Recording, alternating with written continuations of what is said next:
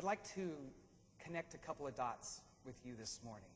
I absolutely believe that there is an ongoing impact every time we make a commitment like that, every time we make a pledge, every time we offer gifts into that offering.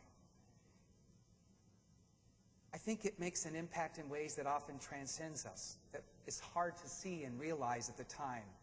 And the connection I'd like to make actually goes back a few weeks. I mentioned at the beginning of the service that people from this congregation pitched in and made a very generous gift to Ruth and I.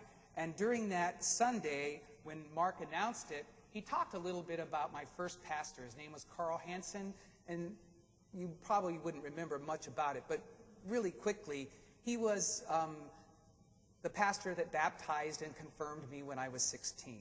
And then 10 years later, he participated in my ordination.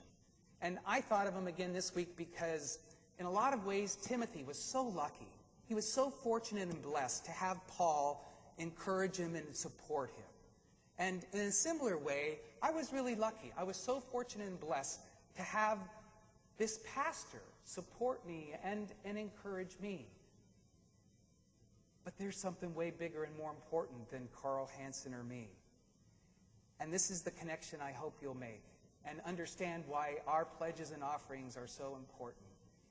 The bigger truth, the more profound truth is this.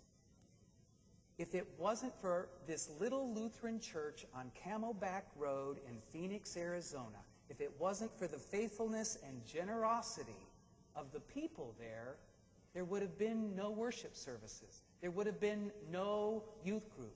There would have been no congregation that showed this 16-year-old what God's grace feels like, what it feels like to be accepted by the people of God. None of that would have happened without them, without their faithfulness, without their generosity. Because of that, it continues to bless and to shape my life. What they did then, back in the 70s.